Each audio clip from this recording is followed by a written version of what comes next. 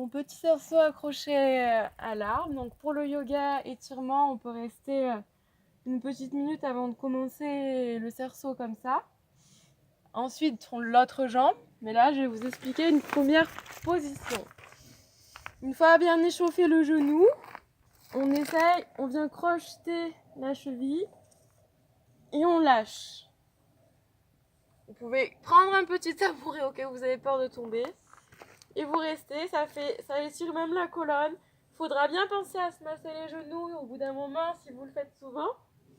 Ensuite, une montée simple, vous accrochez les mains le plus haut possible, vous tendez les jambes et de façon nette, vous gainez les abdos, hop, on avance. Et on est donc dans notre petite cage comme un oiseau. Position numéro 3.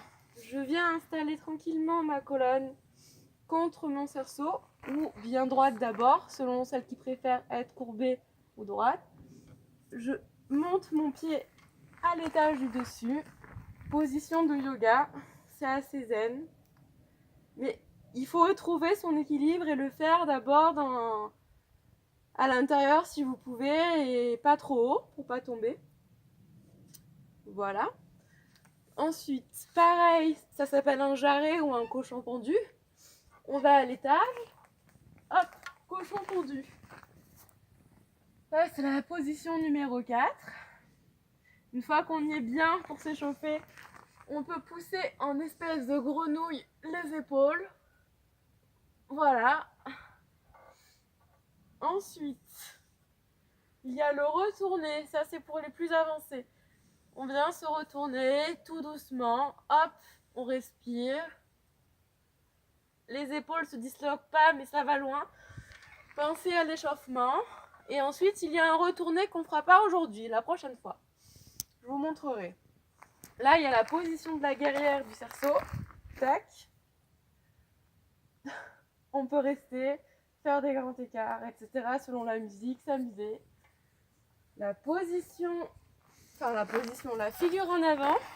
Moi, je cambre encore parce que j'ai pas l'équilibre nécessaire à cause de mon entraînement dans les arbres, qui est un petit peu particulier. Où on vient faire un grand écart, hop, on lâche, soit on fait la boule, ou soit on se retourne directement. Bon, là, j'ai fait la boule. Ensuite, la chute pour finir. Et je vous montrerai la prochaine fois une sortie. C'est une petite chute comme ça. Ensuite, vous pouvez bien sûr, pour toutes les gymnastes et celles qui se mettent au cerceau, qui sont souples, faire la position grand écart, hop, entre le cerceau, qui est toujours très jolie. Voilà, hop, on reste. Et c'est pas évident pour les épaules. Et là, ma préférée, qui est la plus dangereuse sur cet arbre, parce qu'on ne dirait pas, mais il bouge et il y a l'équilibre, c'est la position retournée à l'envers. Hop, là il s'agit de pas mal de choses dont je peux pas parler pour le moment. Mais ça étire le dos. En fait, il faut bien crocheter le pied. Ça muscle toutes les cuisses. Il faut bien avoir de la force dans les jambes. Et voilà. Ensuite, il y a encore d'autres positions. Celle-ci, moi, ça arrive pile poil à la taille de mes jambes. Donc, je fais 1m5, je crois. J'ai quand même de grandes jambes. Vous pouvez faire ça. Par exemple, même celles qui sont plus ou moins souples, on fait comme on peut. Il faut savoir que le cerceau est en métal. Donc là, toute la zone du dos est sollicitée. C'est pas si simple de détendre son muscle là pour être très souple tout de suite. Moi, je suis encore vraiment en plein entraînement. Voilà, on peut venir faire un grand écart ici. Je glisse avec mon collant, je vais pas le faire. Je remonte, hop. Il y a le grand écart ici. Voilà.